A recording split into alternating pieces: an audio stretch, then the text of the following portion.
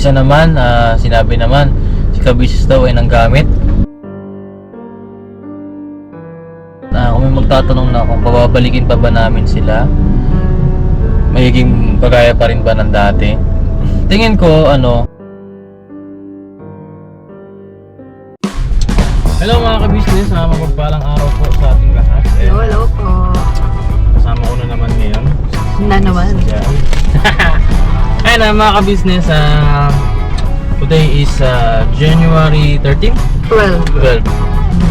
At last year pa po walang car wash si Reindeer. Sobrang na. Kaya dumi na. sobrang dumi na niya. So mapang-car wash tayo ngayon, samahan nyo kami. And after the car wash, meron tayong pagkukwentuhan sandali, mga ka-business. Seryoso ba to? Seryoso po. Seryoso? Seryosong bagay ito kasi nabubuisit na ako eh.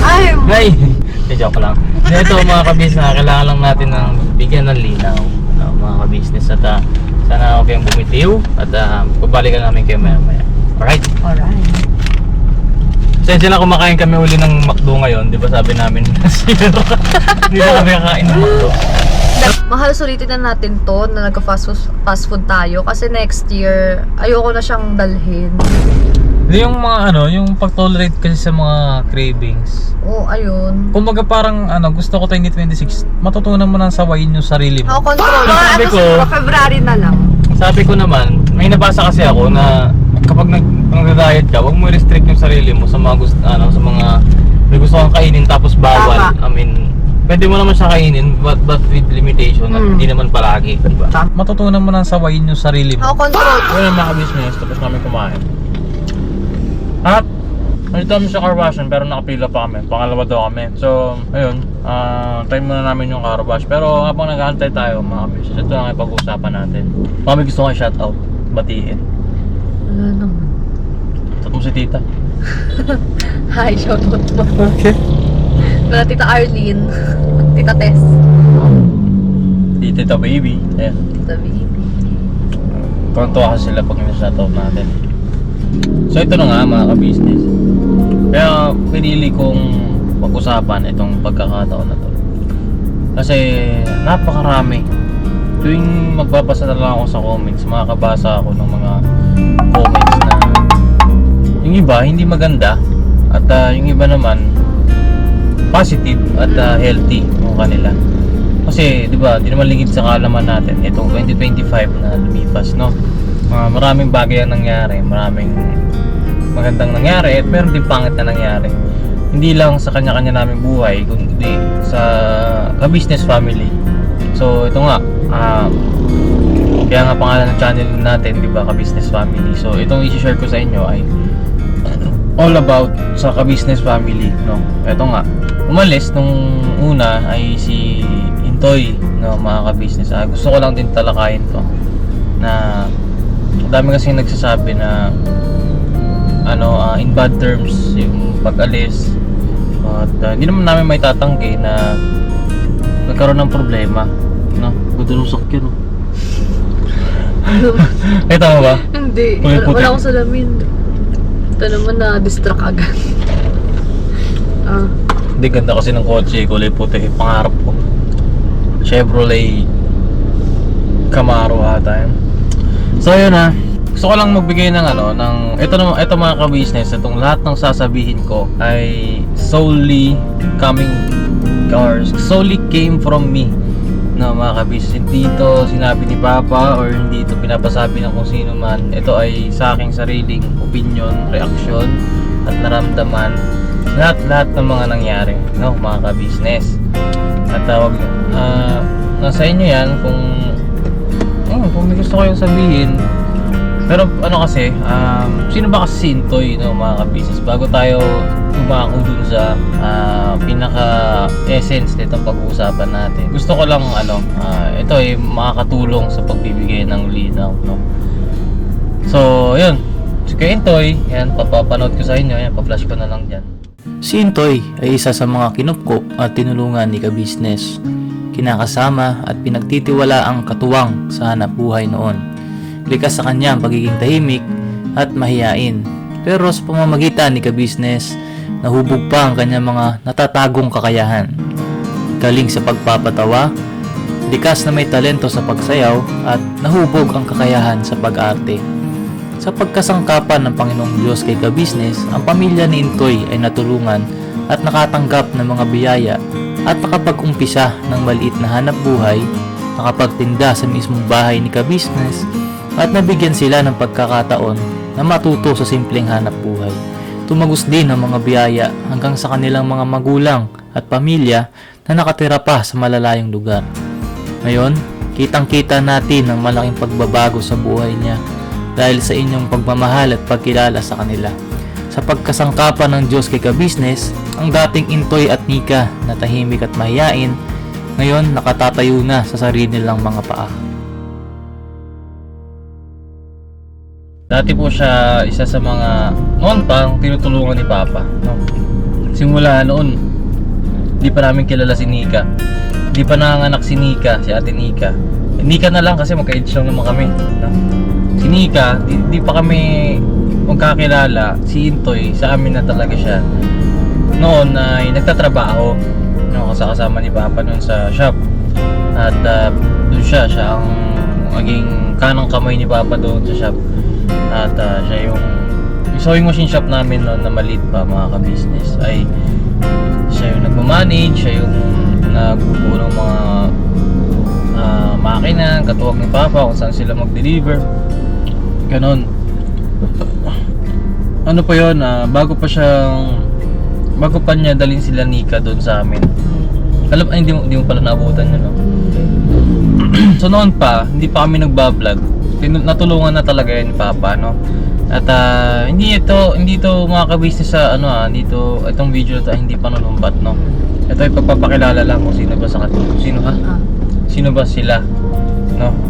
At ayun, si Intoy na masukan at may sahod na bilang isang katuwang, no, sa shop. And then isang araw paalam siya na uwi at dinala na si Nika doon sa shop at doon nanuluyan si Nika at saka si Intoy. Pero wala pa si Kenzo na. Si Kenzo kasama na. Nanganak na si Nika. At si Kenzo ay baby nung time na yon at doon sila natutulog sa shop noon. As in wala pang isang buwan si Kenzo noon, or isang buwan, gano'n, andun na si Kenzo sa shop. So edi habang tumatagal, umalis din siya kasi nga dahil sa amin, mauwi daw siya ng probinsya nila sa Samar. At balita namin ay doon maghahanap ng trabaho, parang gano'n. Tapos nung umalis siya, nagpa-vlog na si Papa noon nung umalis siya. At ang vlog ni Papa noon ay patungkol sa mga makina. Nag-share si Papa ng knowledge niya sa mga sewing machine. Tapos eventually, nung umalis siya, nakita namin na may sarili na rin siyang YouTube channel. At yun pala ay parang nung time na yun ay pangarap na siguro niya mag-vlog din or mag-express ng kanyang sarili.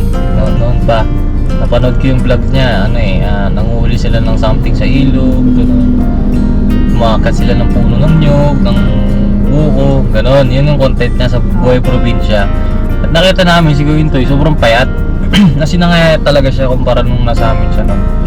Tapos, nung nakita namin yun, edi nayalang namin, ganyan. Hanggang sa, kung di ako nagkakamali, nag-reach out siya ulit na gusto nang bumalik, na magtrabaho ulit, ganyan. Pero kasi nung time na yun, established na yung YouTube ni Papa, na may mga kagwangs na rin siya. Nandun na si Bay, si Bong, kasi basta marami ng mga ibang mga kagwang, mga naunang batch ng kagwang. Abutan mo ba yun, yung mga unang batch ng kagwang, napanood mo? O baka si Tito napanood? Si Papa malamang napanood yun. Kasi nung time na yun, bago si Bay, si Estong, hindi, wala na si Estong nun. Tapos si Bay andun, malamang. Tapos si Rowel ata nandun, or si Damulag, or basta mga unang batch ng kagwang. Tapos bumalik siya. So pagbalik niya, tinanggap namin siya. Tapos siya lang yun siya lang yung kasama, yung umuwi nun sa Maynila. Hindi pa niya kasama sila ni Ika nun. Tapos nung bumalik siya, ayun, mga Ka-Business, sa madaling sabi, simula nung umpisa si Intoy ay talagang sa amin talaga siya. Kumbaga marami na rin naging memories ganyan. Marami kasing nagsasabi mga ka-business na napabuti daw sila nung umalis sa amin. Yun, nung umalis sila mga ka-business, talaga namang napabuti sila. At maraming bagay yung dumating na blessings din sa kanilang buhay kasi maraming nagmahal sa kanila.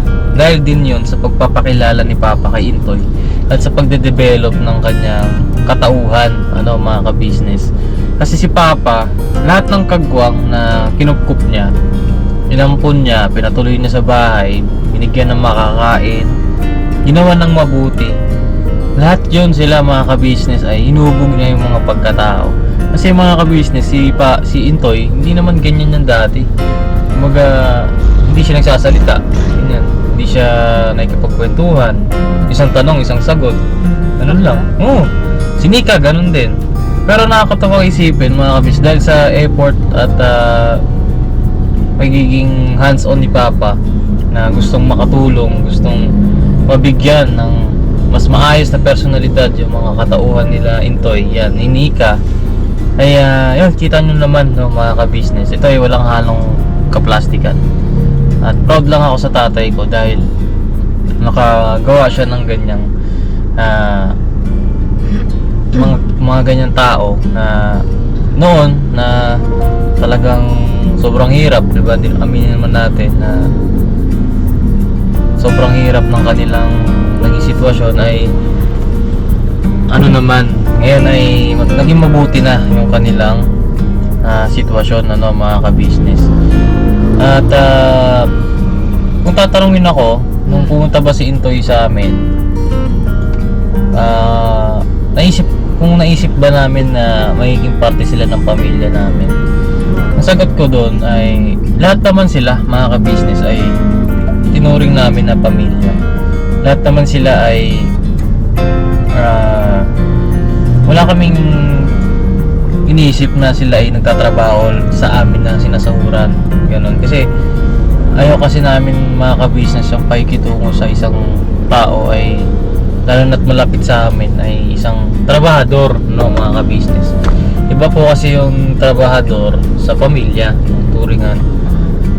At hindi naman siguro magsisinungaling si Intoy na hindi niya naramdaman yun sa amin dahil bilang si Papa na nangunguna sa amin na talagang naging magulang siya sa kanila, hindi lang sa amin na first family, ganun din sa mga kagwang ay sila man ay nakaranas ng pagiging magulang. At hindi naman perfecto mga ka-business at inaamin naman namin na may mga times na talaga napagkagalitan, napagsasabihan, pero yun ay dahil sa pagmamahal at pagmamalasakit pa rin ng isang magulang. Ikaw ba pag napapagalitan ka, ano bang tingin mo pag napapagalitan ka? Ano lang, guidance pa rin yun. Kasi mga kabis, kung hindi ka pagagalitan ng isang magulang, hindi ganyan mahal, di ba? Tapos ayun, kaya tingin namin sa kanilang lahat ay pamilya, mga ka-business. At ngayon, sa mga nagko-comment po na masama patungkol po sa aking tatay ay bahala na kayo, kasi alam naman namin sa sarili namin kung ano yung mabuting bagay na nagawa namin para sa kanila. At hindi naman kami magkakaaway. Huwag niyo kaming isipan na magkakaaway kami. At kami yung ka-business family ay masaya dahil sa nakikita namin na ayun, kaya na nilang makatayo sa sarili nilang mga paa. At ikaw nga, anong recently na napanood mo sa yun nga, i-share ko sana. Kasi kagabi habang nag-Facebook ako, nag-pop out sa notification ko yung vlog nila Kuya Intoy. House tour daw. Ako na-intriga ba, na-curious, pinindot ko. Tapos sabi ko sa kanya, uy malo, may house tour sila Kuya Intoy, ganyan. Tapos pinanood ko yung vlog talaga. Nakaka-proud kasi ang ganda na ng bahay nila. Diba? Sabi ko nga wala mahal itong yung TV wall nila Kuya Intoy. Kung nakapanood niyo po yung vlog, syempre may nanonood dyan. Yun yung gusto ko maging namin TV sa niya. TV. Sabi ko, naman pa kami nila Kuya Intoy na magawa to. Sabi ko, tingnan mo may TV na rin sila, kami wala. Ganon. Tapos sabi ko, lang ganda pa ng sofa nila. Gawin na sabi ko, galing naman. Ganon. Nakakatuwa lang din talaga na alam mo, nakapagpupundar sila ng ganon. Oo, kasi Kung isipin nyo, hindi nila kayang ano, kung sa, hindi naman sa pagmamalit sa kanila kasi si Intoy, marami siyang skill na alam eh. Oo. Sa totoo lang eh, kumbaga full pack yan si Intoy. Pero dahil sa ginawang pag-effort din ni Papa, yan, dami nakakilala, dami mga tumulong at salamat ng marami sa inyo sa inyong pagtulong din kay Papa, no, para magkaroon sila ng mas maayos na buhay. Malayo na sa dati, kumbaga. Ayun na, kung may magtatanong naman din kung sakali man na maging maayos lahat, ganyan. Kasi ngayon magulo dahil ang daming nagko-comment, ang daming ang panic eh. Kasi sa mga comment section na si ganito, si ganyan, maraming nagbabangayan, di ba? Sabi ng ganito, si ganyan, si Intoy daw, wala daw utang na loob. May mga ganun pang mga comments, tapos meron pang, ay salamat sa mga nagko-comment, nagtatanggol sa amin, pero eto, para sa akin bilang isang anak, tigilan nyo na po yung mga ganyan. At yung isa naman, sinabi naman, si Kabisis daw ay nanggamit ng tao, ganyan. Alam nyo mga ka-business, sa mundong ibabaw, no man is an island, di ba? Kung hindi mo kaya lahat sa sarili mo, kailangan mong gumamit ng mga kasangkapan. At ang mga kasangkapan na yon, hindi lang material, minsan tao din, di ba? Kasi ikaw, kaya mo ba lahat ng ginagawa ko? Di ba hindi naman? Kaya ko ba lahat ng ginagawa mo? Di ba hindi naman? Pero meron kang specific need na nagagawa ng isang tao, ng ibang tao, di ba? Para sa iyo. At yun, mga ka-business. Kasi sa mundo, talagang gamitan naman eh. Di ba? Hindi in a negative way. Bad way, Hindi in a negative way. Pero kung titingnan nyo na in a bad way, yung gano'n na ginamit ako ni ganito, ni ganyan. Sa inyo na yun, di ba? Pero sa amin kasi, naging mabuting tao sa amin si Intoy nung nasa amin siya, nasa business house siya. So kung sakali man na magmaayos lahat, kung may magtatanong na kung pababalikin pa ba namin sila, magiging bagaya pa rin ba ng dati, tingin ko bilang si Boss Dave na sasagot niyan ay hindi na magiging kagaya ng dati talaga. pero tatanggapin namin sila, diba? In a nice way na sige, welcome lang, ganyan. At pero hindi kagaya ng dati na parang nagkaroon kasi ng malaking gap eh. Ang nangyari kasi ganito mga ka-business, hindi kasi kami aware sa lahat ng naging plano nilang ganyan. At kami naman sana ay open naman sa kanilang growth, Ngayon, ang nangyari, kaya medyo na-hurt kami dun sa kanilang pag-alis. Totoo, inaamin namin sa inyo mga kabis, na-hurt talaga kami. At kasi nagkaroon ng parang sinasabi sila na kasi nga dahil pamilya nga turing namin sa kanila, nagkaroon ng parang pagsisinungaling sa mga bagay na sinasabi nila doon sa ginagawa nila ngayon. Alam dyan. Di mo ba alam? Ito kasi yun mga ka-business. Ayun nga, siguro nahihiya lang din siguro silang sabihin sa amin kung anong totoo nilang motibo ng pag-alis nila. Pero doon kami na-hurt na hindi naging malinaw sa amin yung plano nila. Kasi ang sabi nila sa amin, babakasyon lang. Di ba alam mo yan? Babakasyon lang daw sila. Yun din alam mo. Babakasyon lang kami, boss. Ayun, bakasyon muna kami, boss. Tinatanong ko, babalik pa ba kayo? Balik kami, boss. Ganun ang sagot sa akin. And then nung nakaalis na at nakabalik na doon, wala na. Alis na pala talaga sila. So medyo na-hurt kami doon. At ngayon naman ay tanggap naman na namin. Oo, tsaka mag-iisang taon na yun. Yung decision nila na yun ay tanggap naman namin. Kasi nga, yun naman ang pinakalayunin namin ng pamilya ka business na magkaroon sila ng growth at tumayo sila sa sarili nilang mga paa. Siguro ang pangit lang ng paghiwalay. Yun lang yung naging pangit doon. At medyo naging magulo, nagkaroon ng sagutan, ganyan. So ako naman, gusto ko ngayon 2026 lahat ay payapa, lahat ay masaya, lahat ay punong-puno ng pagmamahalan, mga ka-business. At honesty rin, kung ayaw na sa amin ng isang tao, kung ayaw mo na sa amin, kung sino ka mang kagwang na nag-iisip ng ganyan, sabihin mo lang maayos at makipag-usap ka.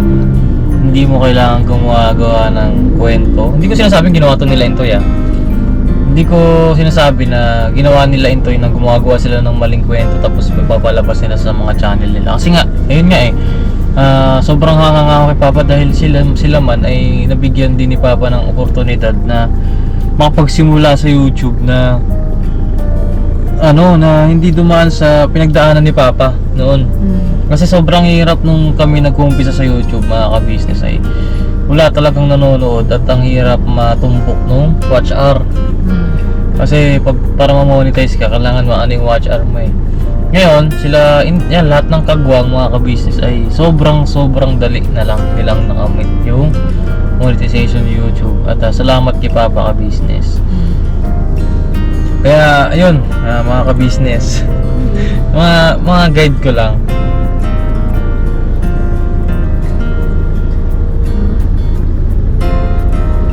Ayun, siguro may sasabihin ako isang bagay sa family, hindi lang sa family ko or sa family rin nila Intoy, na isang bagay na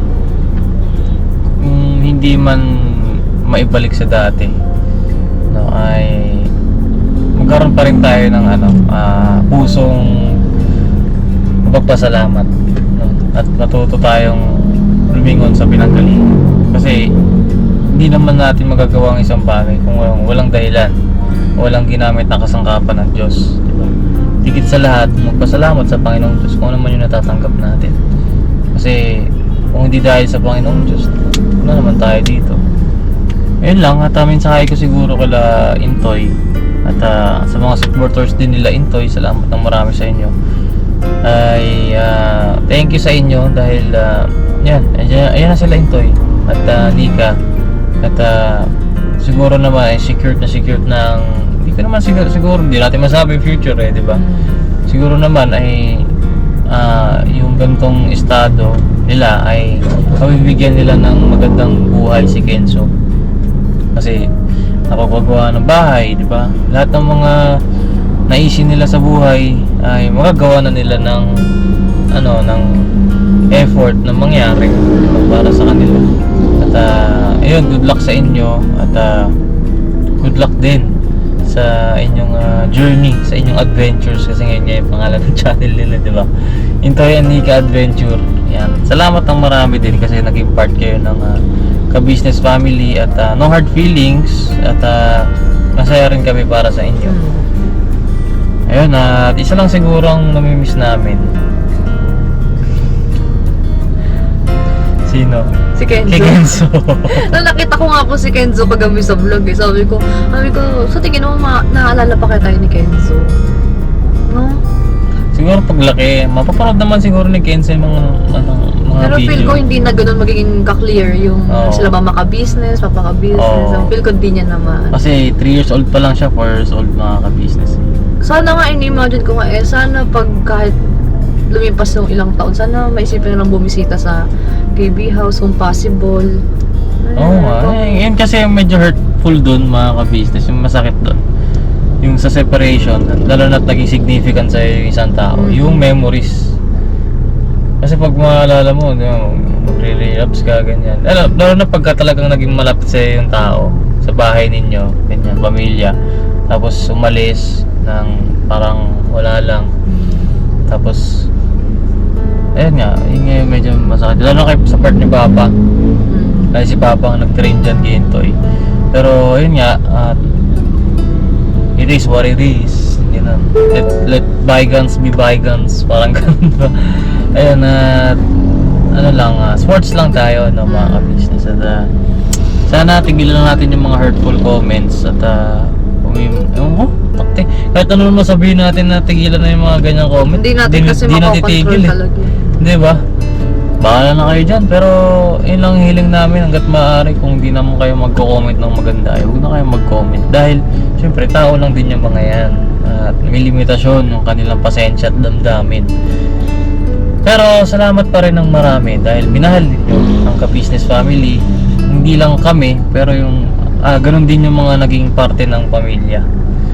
At ayun, let's welcome 2026 na masaya at healthy.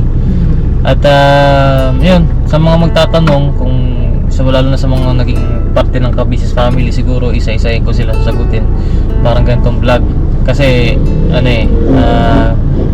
anak naman ako ng Ka-Business eh. Wala namang ibang magiging credible na magsabi dyan kundi ako. Hindi yung ibang mga nagre-react na imbis na magkaroon ng kabutihan or mapabuti yung mga bagay-bagay, lumalala pa dahil ginagawa nila ng issue na hindi naman makakabuti. Di rin naman totoo, di ba? Parang mas lumalala. Mas lumalala. So ako na, mga Ka-Business, ayaw magsasalita para sa inyo kung ano ba talaga yung mga nangyari, yung lahat lang katotohanan, mga Ka-Business, in a healthy way na hindi magkakaroon ng mas magulo. Ngayon, kung magkakamali ako at hindi ko naman masisigurado na 100% or lagi akong tama sa mga sinasabi ko, pero may sigurado ko sa inyo na lahat ng sasabihin ko, yun ang nalalaman ko. Okay? So, ayun, ingat po sa ating lahat. Salamat ng marami. At Kenzo, wala lang. Ingat ka dyan, ingat kayo dyan, Toy, tsaka Nika. Good luck sa inyo. At salamat ng marami. At alright, chicken feed out. Never say goodbye. Tomorrow is another day. Tira.